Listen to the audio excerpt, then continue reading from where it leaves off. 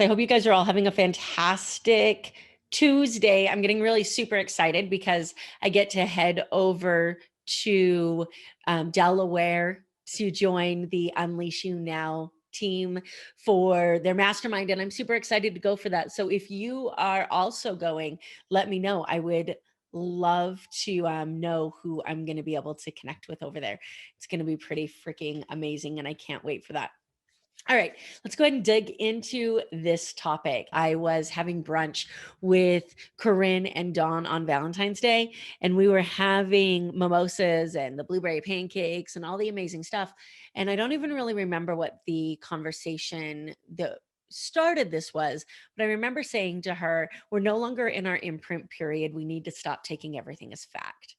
And I thought, crap, I need to do a Facebook Live on that. And I need to do a podcast episode on it. So here we are. So I want to ask you, have you ever had that friend, maybe a sibling, that everything just seems to click for, or stepped back and wondered why two people can grow up in the same town under the same circumstances with relatively same experiences and they take two completely different paths? You may listen to people say that it's in your DNA, which it is. You may listen to people say that it's interests or, um, the nature versus nurture debate, which, we could all get into. But what I want to talk about is like, why? Why does it happen? Regardless of, yes, DNA plays a part in it. Yes, nature versus nurture plays a part in it, but why? In this episode, I really want to dig into why we make the choices that we make, what makes us think that things are important than others, and what can we do to tap into this new understanding and maximize our potential and our success. My name is Amber Fuhriman, and this is the More Than Corporate podcast. Welcome to the More Than Corporate podcast. I'm Amber Fuhriman, recovering perfectionist and serial accomplisher. If you're anything like I used to be, you've been living your life thinking that if you accomplish enough stuff, you'll finally find the success you've always wanted. But what if it's not about accomplishing more stuff? What if it's about accomplishing the right stuff? I believe you don't find success, you create it by intentionally designing the life you want and having the courage to get out of your comfort zone to live your design. I went from doing what I was supposed to do to doing what I love to do, and now I get to help others do the same. Keep listening as I chat with inspiring people who make it their mission to live their best life every day and learn how you too can live the life you've always wanted.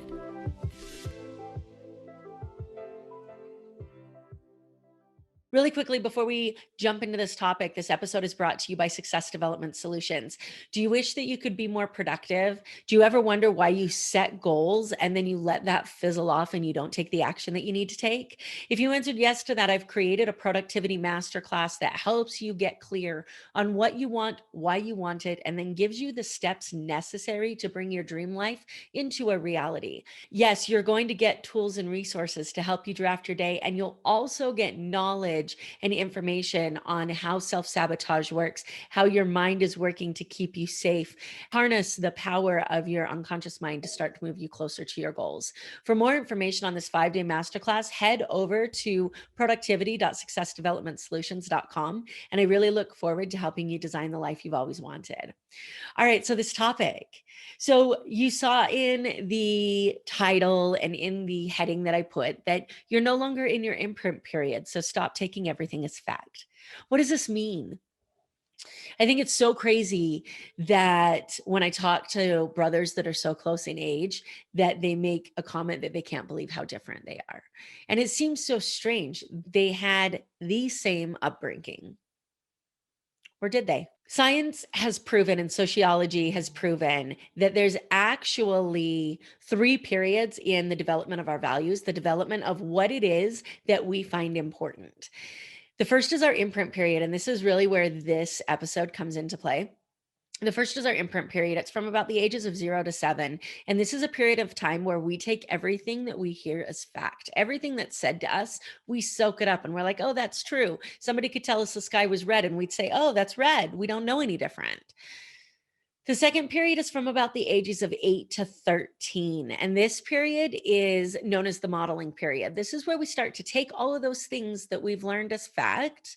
And now we implement those in this modeling period. And what we do is we look at the people around us, the people that are really close to us, our parents, grandparents, the people who are raising us, our guardians, and we start to model their behavior, taking everything that we know from our imprint period. And then you have your socialization period, and this is from about the ages of 14 to 21.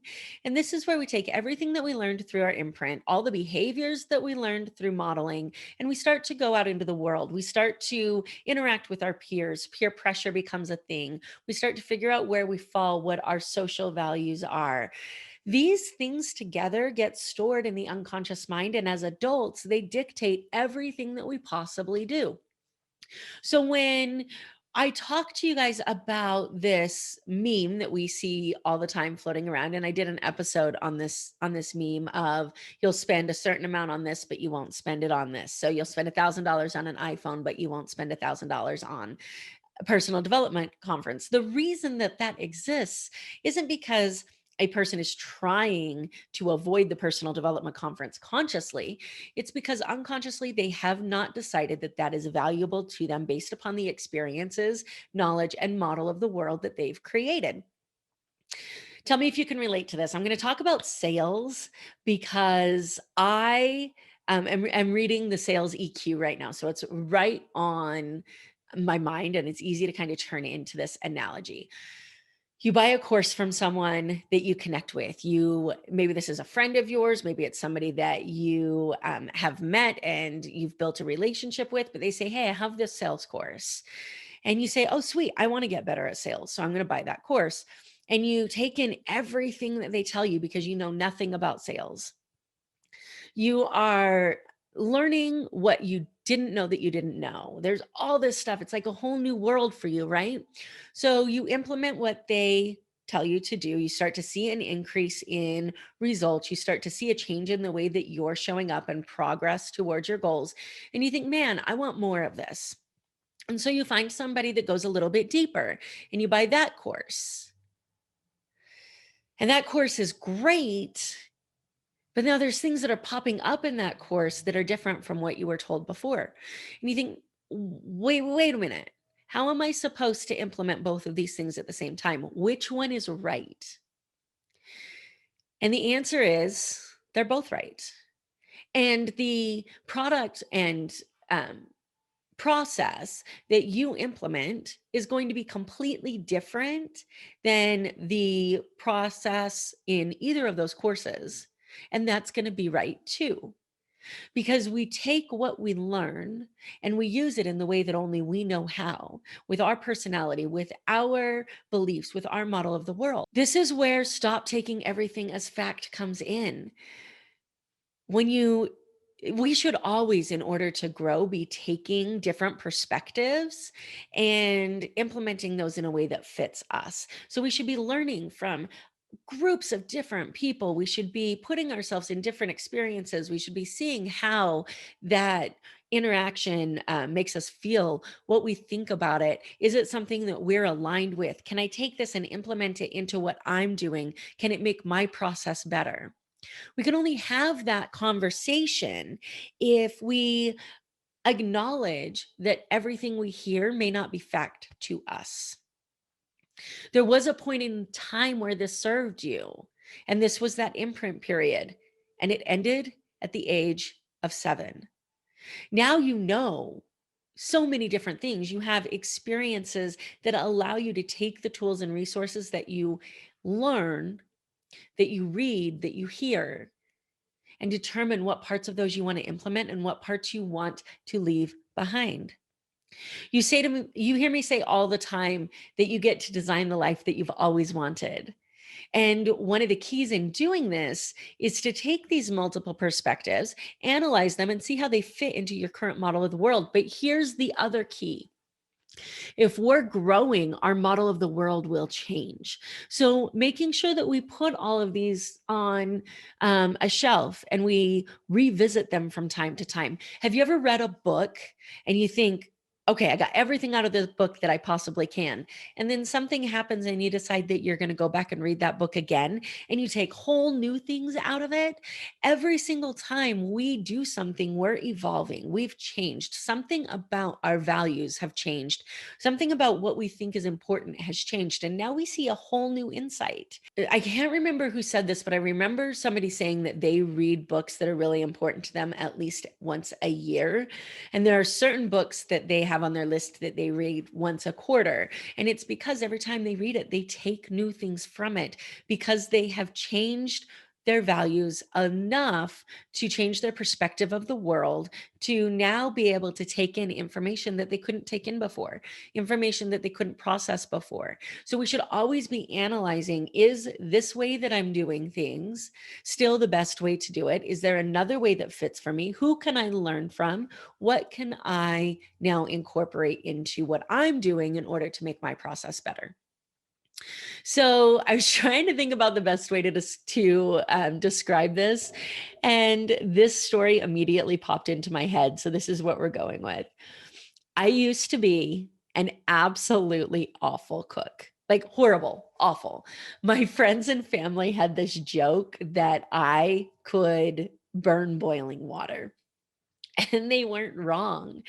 You've heard me say in the past that we believe the words that we say, right? We believe what we tell ourselves. And so the more I told myself, I can't cook, I can't cook, I can't cook, the more I couldn't cook. And I didn't even try. And so I got married and I was having my first Thanksgiving and I really wanted to cook Thanksgiving dinner, but I can't cook, right? So I call my grandma. My grandma used to own a restaurant and I say, Grandma, help me out here. I took this turkey, I took it over to another friend of mine and she like prepped the turkey for me and she stuffed it. And she's like, literally all you have to do is put this in the oven and wait for this little red thing to pop out. And I was like, okay, I got that.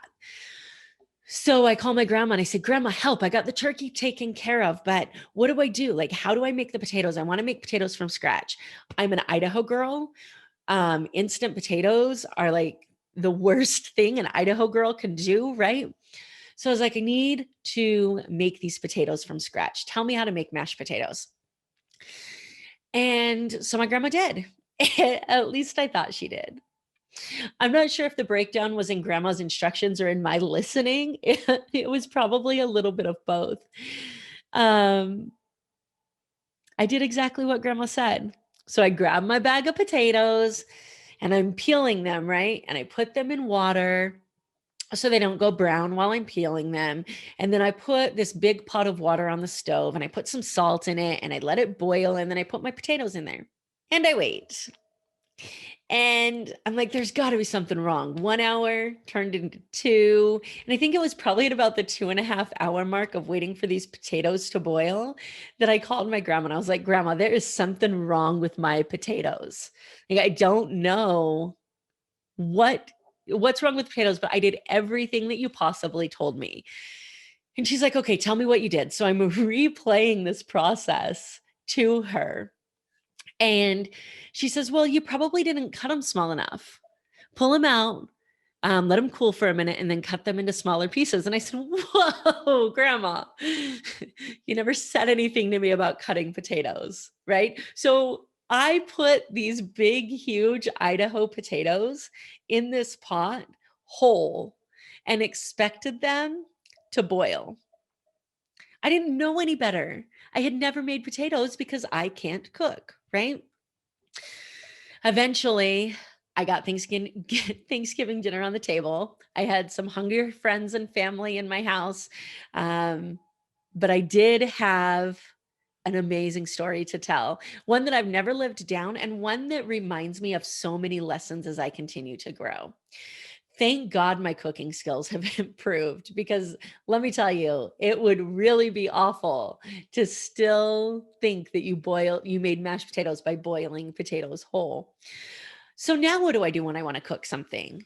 I take inspiration from other places. I may start with a recipe because let's be clear, I'm still no chef. So I may start with a recipe, decide what I like about it. What if there's something in it that I don't like? In the past, if there was something in that recipe that I didn't like, I would have scrapped the whole recipe. I didn't have the skills, knowledge, and education to be able to take something out of that recipe and know how it works. So I would search the internet for a recipe that didn't have that ingredient in it.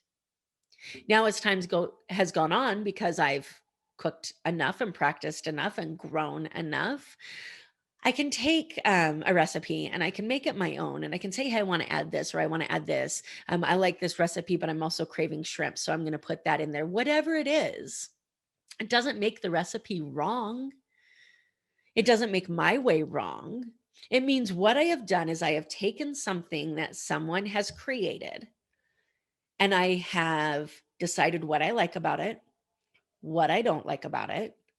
I've decided what is more to my personality style, my taste buds, my liking, and I've adjusted it. And then it's become my recipe that's been adjusted from multiple other experiences. The way we learn things is no different. We start not knowing what we don't know. And that's where this first course comes in, whatever it is. That's where this first introduction to this topic comes into play. We start by not knowing what we don't know. And then somebody teaches us, and we realize that there's this whole new world out there. This whole new world that we didn't know existed. Now we know it exists, and we get to start learning more about it in order to figure out how it works for us. One of my great friends did a podcast episode on the Unleash You podcast. And he talked about like this idea of modeling. And he says, nobody can ever truly model everything that you do because they're not you, right? We could never take a course, a product, a book, a resource, whatever it is, and implement it 100% the way that it's meant to be implemented. Because number one, if we did that, we would be robots. And number two, it wouldn't resonate with the people that want to see our personality, that want to see us, that want to connect with who we are. So we take what we learn and now we start to figure out how we tweak those things to be our style. How do we tweak those things to create our product, our service, our solution? Sometimes we do something accidental. Sometimes we don't mean to do something. We think we've messed up. And that's the thing that gets us the most traction. And all of a sudden that gets put in the rotation. So many of the amazing things that we see on social media were never meant to be that way. But who knows that other than the person who posted it? So then we take that and we incorporate that into the rotation and we move on learning more about this topic. You are no longer in your imprint period. Stop taking everything as fact. Start learning from multiple groups of people. Start learning from multiple resources. Start taking information and figuring out how it best works for you, for your goals, for your product, for your services, for the life that you want to create for yourself. Everybody has their own way of doing it, and everybody's way of doing it is exactly right for them. And their way is not going to be exactly right for you.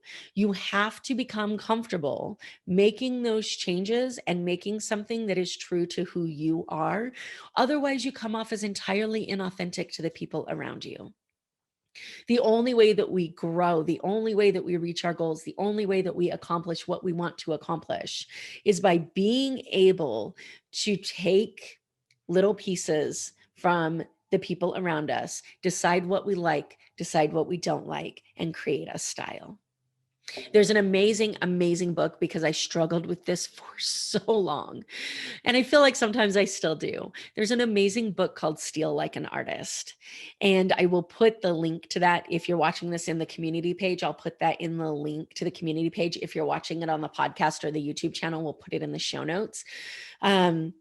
But this book talks about how there's very little original thought. You can trace everything that you see back centuries to where we believe it was originally started. And then you find out that I'm sure that there was somebody who said it before that and before that.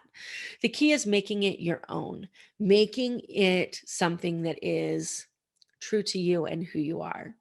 And this process is really how we create the life that we want.